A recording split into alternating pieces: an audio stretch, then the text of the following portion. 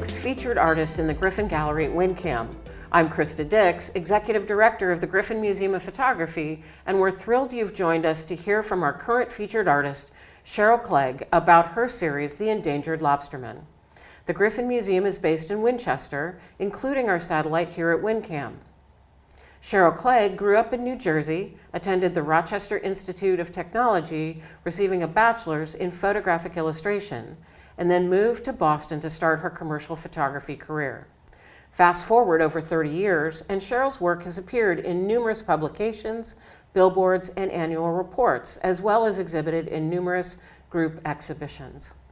Cheryl was named a 2020 Critical Mass finalist for her series, Down East Harborside, a visual story about the lobster fishing village of Korea, Maine.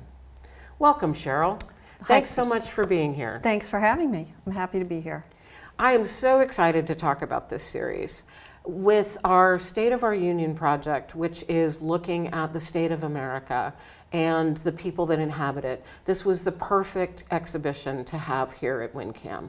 Tell me a little bit about how you got here and how you connected with all these lobstermen. I am a longtime visitor to Maine. I started going there when I was 14. My friend Leslie and her family invited me to go. So I went there and we met a bunch of the young fishermen as we were hanging out at the docks. And some of the fishermen are still there today, and so I'm friends with them. So they have a big network of people, and I just grew from there. So how did you become interested in this project? Like, where did you start, and how did you get to Maine? Was it, were you working on portraiture? Were you looking at doing documentary work? How did your photography all start? My photography in general? Yeah. From when I was a kid, from way back when? I'm happy to hear You're the happy whole to hear story. that? Yeah, okay. absolutely. All right, we don't have that much time. But I was probably given my Kodak 126 Instamatic, probably third or fourth grade. Mm-hmm. And actually that did go with me on my first trip to Maine with Leslie and her family. And at some point my grandfather gifted me his 35 millimeter Yashica twin lens reflex camera. And that opened up a whole world of possibilities because suddenly pictures were in focus, they were exposed correctly, I had different lenses to use, and so by that time I was in high school, and I did take photography in high school, and I was probably the only one not cutting class. I was actually going to class. And by the time I graduated high school, I had purchased an SLR camera, as well as I put a darkroom in our basement, and then I went off to RIT, and from there I ended up in Boston, and still, you know, I think part of the draw to photography is its magic. When you get that roll, when you used to get a roll of film back, yeah, it was always a surprise, right? So sadly, digital just doesn't give you that same digital is sort very of thing. different, but you know, there's an element of surprise way back when, mm-hmm, that you'd get the film back, and then moving forward to today, there's still so much to learn. And if I can keep learning, which every day, I mean, Photoshop, Capture One, filters, whatever, there's always something new. And also you get to meet people.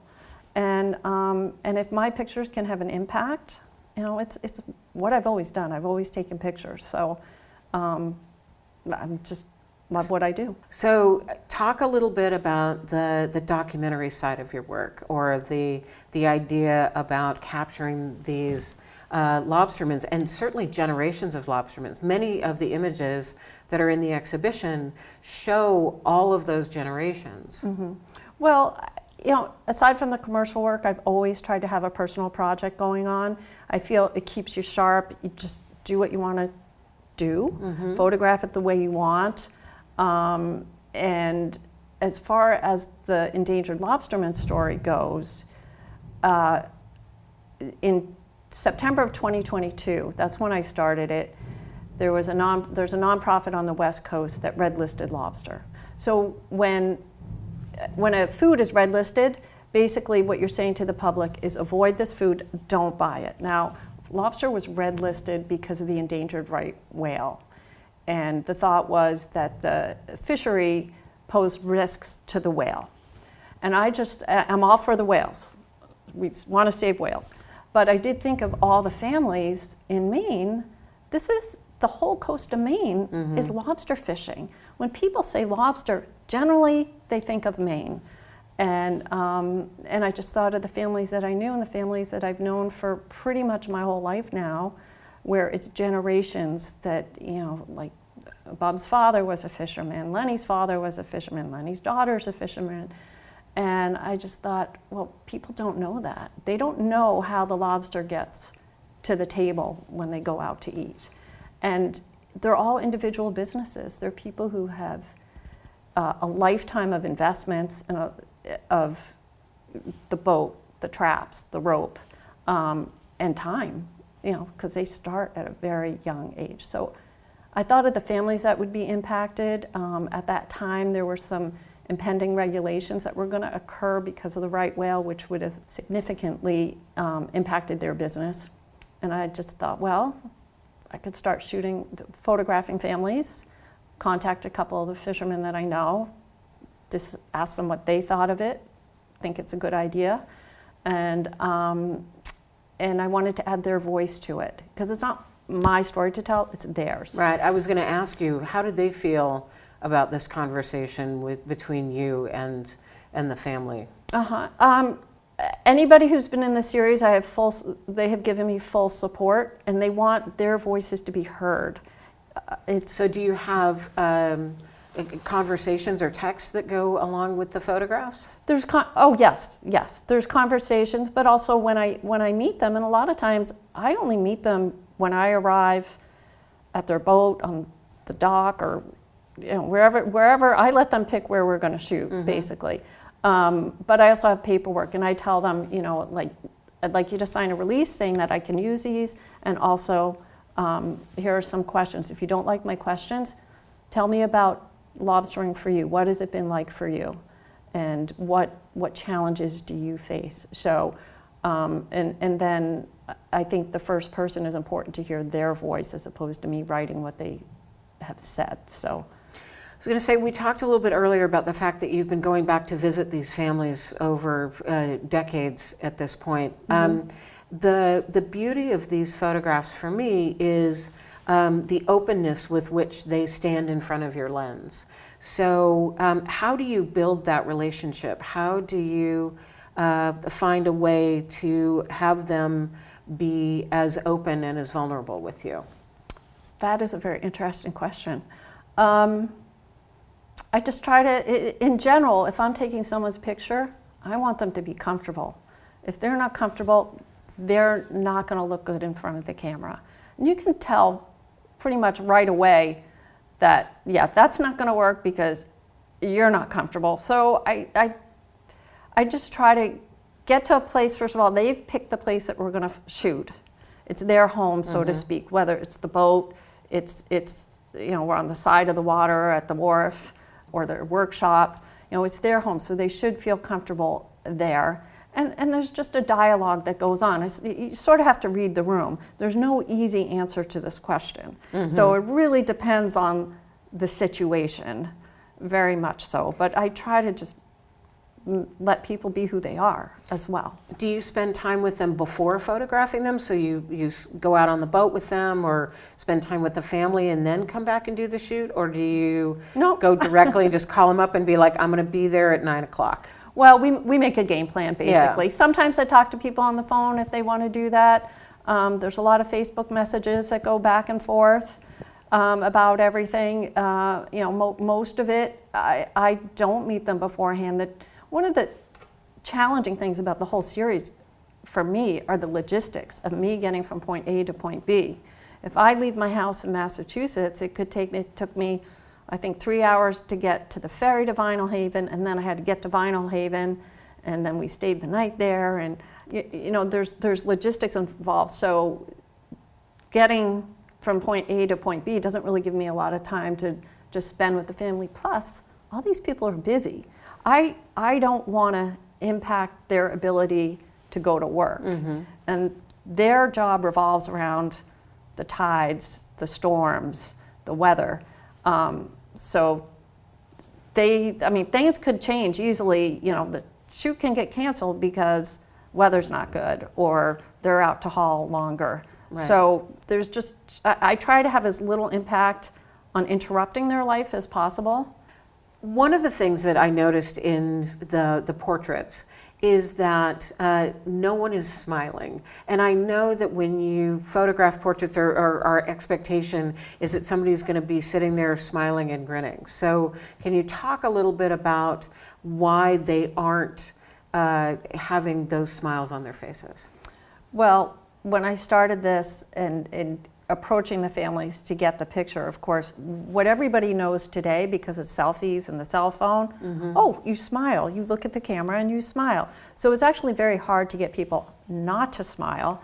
But what I would say to them is like, this is a serious situation that we have going on. So you want people to know that it's serious, it's not happy, and this is your livelihood at stake. So if they're all smiling and happy, I don't feel that message is going to come across. So I've worked hard on trying to get people to think about the situation, why we're here, why we're taking the time to create this photo, and also I asked them to think about what their quote is and what they said. And it's challenging because they really love what they do. They want to see a sustainable fishery. They want the fishery to continue, and they want people to know they're serious about their job. So it is a bit of a challenge because I want people to feel comfortable, but it is a little contradictory. Oh yeah, feel comfortable, but don't smile for me. And that's a lot about the positioning as well and how the families stand together. And Yes. speaking of families, there are so many women in the photographs. When you think about how fishermen should be more, you assume it's the old fishermen from Gloucester, or there are always men that are going out to sea. It's a surprise to see so many women on the boats. Can you talk a little bit more about that? Well, when I first started in my head thinking about, show the families, one thing went through my head was about a family where the husband and wife both fish. And I just thought, if I just photograph them in their street clothes, this is not going to have the impact that I want it to have. And I want people to know that the wife is a fisherman as well as the husband. So really help tell the story and wear what you wear to work. So when I talk to fishermen, I say, wear what you wear to work. And if the kids go out on the boat, have them wear their oilskins as well. So I thought that was a good way to help illustrate that it's not just men. So talk a little bit about your setup. Do you bring lights with you? Is it a full like photo shoot, like we would see a fancy photo shoot, or is it just you and the family together? Well, I don't know how fancy it is, but I do. Again, it all depends on what the light's doing and what Mother Nature is going, because most of these photos are outside. So, and do I have anybody helping me or not? My husband's good. He'll hold the light for me. But often I am adding just a little fill light for their face because we want to make sure we see their eyes. But if available light is going to do the trick, I'd much rather do that. I think probably some of the biggest challenge is a lot of these fishermen, and I include women in that. Most of the women say that they're lobstermen as well, so just men, women. But they might say, yep, I'll be done. I'll probably be coming in about 2 o'clock or 1 o'clock. Why don't you meet me at the wharf? Well, that's the worst time of day to photograph anybody. So unless there's some open shade, you kind of have to fill their face a little bit or they're just going to be in shadow. So I keep the setup as small as possible because it could just be me out there. I don't want my cameras to fall in the water, so I really challenging just to keep everything dry and not broken, and I think minimal gear is best for this situation for sure. So I think about all of these portraits, and for those that are not professional photographers, can you talk a little bit about how to get the right portrait? Is there a way to stand? Is there best practices for someone that is not a professional? Oh, well, this is another interesting question, as I don't really believe in rules. I believe in what works in the frame, and something that say to people, if I ask somebody in my family to take a photo, fill the frame, fill the frame. So I try to fill the frame and do as much in camera as opposed to rely on cropping afterwards. And then in these photos in particular, I want the fishermen to have a commanding voice. So I'll often be down very low and have them looking at me as opposed to me standing on a ladder looking down at them. I want them to be very strong in their appearance. So, back to the posing, it's how they're going to be comfortable. You know, a lot of times the fishermen, they wear the oilskins and the bibs, and they'll stick their hands in the bib, like overalls. And I'm like, yeah, you can't do that. You look like an amputee. That doesn't work. So at that point, I might say, you know, what else can we do with your hands? And sometimes you just need, hands are the most aggravating thing because you need something to do with them. So, you know, maybe hold the buoy or lean on the trap or lean on the boat. My method is again, reading the room and what they're going to do. So I don't have rules. I don't Other really than use don't rules. try to shoot between noon and like 3. Exactly. Stay out of that high sun. Except that every soccer game, every ballet recital, every Yes. afternoon picnic happens between 12 and 3. Of course. So is there anything that we can do to really enhance the people that we're photographing? Technically, you mean? Or just Or- without equipment? Like, let's say without you're in a equipment. park and Okay. you have nothing other Okay. than your Put iPhone them- or your camera. All right. Well, you want to put them in open shade. So you want very even lighting. If you're using your iPhone, just put your finger where you want the exposure to be. So if it's your face, have the iPhone, and then put your finger there, and your iPhone will expose for Right. that, right? If you're in open shade at the park, you just want to expose for the person. You can put the light behind you, the sun behind you. Sometimes that works, and we really have to see where the sun is. Cloud cover's beautiful. Love a cloudy day. Not a dark cloudy day, but yeah, that helps. You know, bright sun is not always our friend. No. Yes. That is often true based on all of the shadows that come up on your face. So let's talk a little bit about the things that have surprised you about this project. Has there been any conversations that you had an expectation of one thing and got something completely different? You know, just the many stories and the thanks I've gotten from the fishermen. Just that they're the ones that have participated, I get a big thanks, and I thank all the ones that have shared my post this week about the exhibit. I mean, they're in Maine, they're not going to come down, it's too far away, but just a thanks from them. So that's been great. And then, you know, the stories. This one family, I know she said her son, her and her husband go fishing, and when she had her son, he was an infant in a crate on the boat.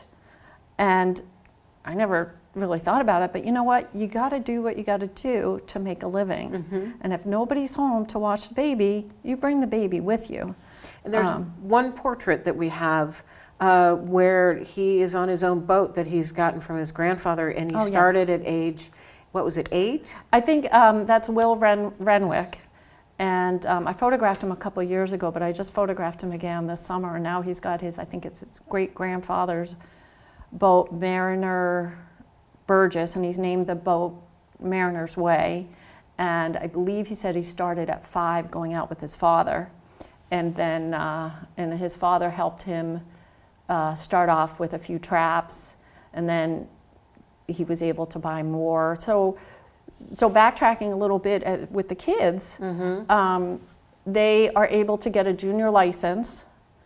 Many of them start on the boat with their parents and might just be baiting bags. There was a 4-year-old girl I photographed who would bait the bags for her dad, and her brother helped with it. And so the kids start very young on the boat. Once they get a junior license, and in high school they can get they do an apprenticeship class, and this sets them on a good path to then get their license. But it takes 9 full years. Once you've done all the prerequisites, it takes 9 years to get your full lobster license, where you can have, I believe it's 800 traps. Wow. So the more traps, the more money you can bring home to put food on the table. I was going to say, with many of these lobstermen that we're seeing in the exhibition, on average, how many traps do they have? I think it depends on the license. So there's a federal permit. Remember, I'm not a fisherman. I learned from the fishermen. Right. So there's a federal permit that lets you go, I believe it's 30 miles or so out to sea. I think those are the ones that have the 800 traps. And then there's an inshore license. I think you can have a little less. There's a few other regulations that I'm not 100% sure on. Numbers are my worst enemy. I don't remember numbers. All good. I was just thinking about the number of families out there in the exhibition, and the number of traps, and the numbers of lobster on the ground, and the desire for lobster. And I think about, if they're all small businesses, how do they find their way to market? That's an interesting question. There are places like the co-op in Korea or the Winter Harbor Co-op that when the fishermen go out, so they go out, hopefully it's been a good day and they have a lot of catch that they come home with, the co-op buys it from the fishermen, and then the co-op then sells it to the dealer, and the dealer might have a holding tank, it might go out that night, but then from the dealer, what's interesting is that one of the dealers I talked to, I can't say this is all the dealers, but they have trucks that go up to Canada, they do some processing, then they have to come back to the US, and it's distributed to their clients. It could go overseas. A lot of lobster gets caught and then is frozen. They freeze it, and then it goes overseas. And then there's also, of course, your live lobster that goes out too. Right. But basically, the fisherman sells it to a supplier or a dealer, and that's picked up daily. It doesn't sit around. It might go into a holding tank that's full of water that is fresh and running, but it doesn't sit around. So there are different organizations locally. But having said that, and just the thought of the boats going out to sea, just because they're out to sea doesn't mean it's been a good day. So it could cost a fisherman, the ones that are federal permits and going 30 miles out or so, it might cost them $1,000 or more to fill the tank of gas. And they could be out there and it doesn't pay for itself. So it's not like every time somebody goes out, they come back with this plentiful catch. Yeah. Yeah. When we look at the generations of lobstermen, and you have these conversations and you're photographing the families, there's on average, how many generations? I think, what, 4-ish? Some are, there's at least one in this exhibit that's, I think, 4th generation, 5th, and 6th generation. 6th generation, I think, is the most. I might have a 7th generation family that I photographed at some point. But usually it's many generations. And the ones that are 1st generation, they've worked really hard to get where they are. But they've also learned from somebody who's been doing this forever, and that may be, a 3rd or 4th generation fisherman. So they have, while they're not all 4th, 5th, some are, 1st or 2nd generation, but they're learning from people who've been doing this for a long time. So this is a small selection of the lobstermen that you photographed. How many families in total, or how many of the small businesses have you photographed in this project? I actually did a count because I thought this question might come up. So I think I'm at about 80 to 100. Wow. And some of them, there's families within families as well. And then there is a dealer that I photographed, and I've got a few restaurants in there as well, because if something happens to lobstering, the whole coast is going to be impacted. Restaurants, the dealers, So you've expanded the project, so it's not just the lobstermen, but it's the industry now as well? I've tried to get some of the industry throughout. It's mostly the lobstermen, because I'm just having more success getting lobstermen to participate. So, but yes, mostly the lobstermen for sure. Because that was my next question, was where does the series go from here? I think it keeps going. There's so many more fishermen. I've only been to a few islands. It's so backing up to the 2022 aquarium, Monterey Bay Aquarium red listing lobster. So the lobster industry was saved from regulations occurring that winter because of a spending bill that went on. And my understanding is that the impending regulations might not happen until 2027 or 2028, where they're going to reevaluate everything. So there's been quite a few things with the endangered right whale. On top of that, there's windmills that are in the ocean that when windmills are put in, they take away the real estate from the lobstermen, so less places for the lobstermen to fish. And then the other challenges are rising seas. January 2024, the coast of Maine saw an amazing high tide that washed out many wharfs, bait shacks, boats. Again, more challenges for the fishermen.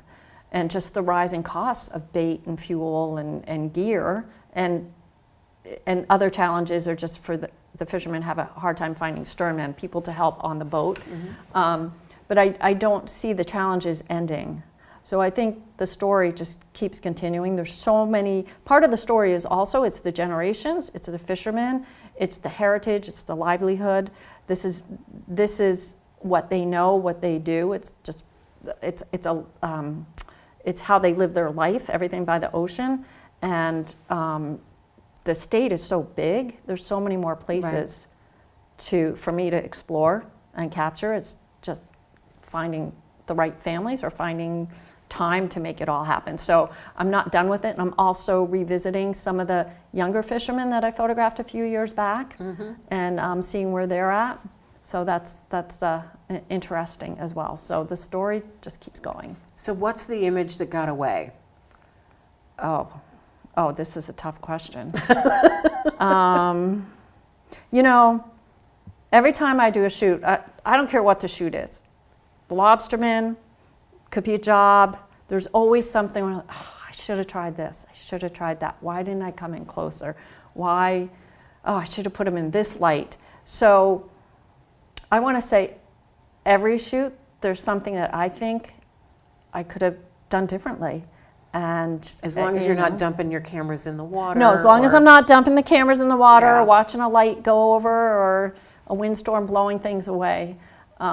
There's always something I could have tried or done differently, I think. So that's a hard question. So thank you so much Well, thank you for for having this me. conversation. I'm so glad that we got a chance to talk and to highlight these amazing portraits. Thank you. I can't thank you and the Griffin Museum and WinCAM Gallery enough for having me and helping to tell the story of the fishermen, the lobstermen. So thank you. Great. Thank you very much. Thanks. Thank you for joining us for this edition of Optics, featured artist in the Griffin Gallery at WinCAM. Cheryl Clegg's series, The Endangered Lobstermen, is on the walls until May 30th and is free and open to the public during WinCAM's regular hours of operation. WinCAM is located at 32 Swanton Street. For more information on the Griffin Gallery at WinCAM or other programs offered through the Griffin Museum, log on to our website at griffinmuseum.org. Thanks for watching.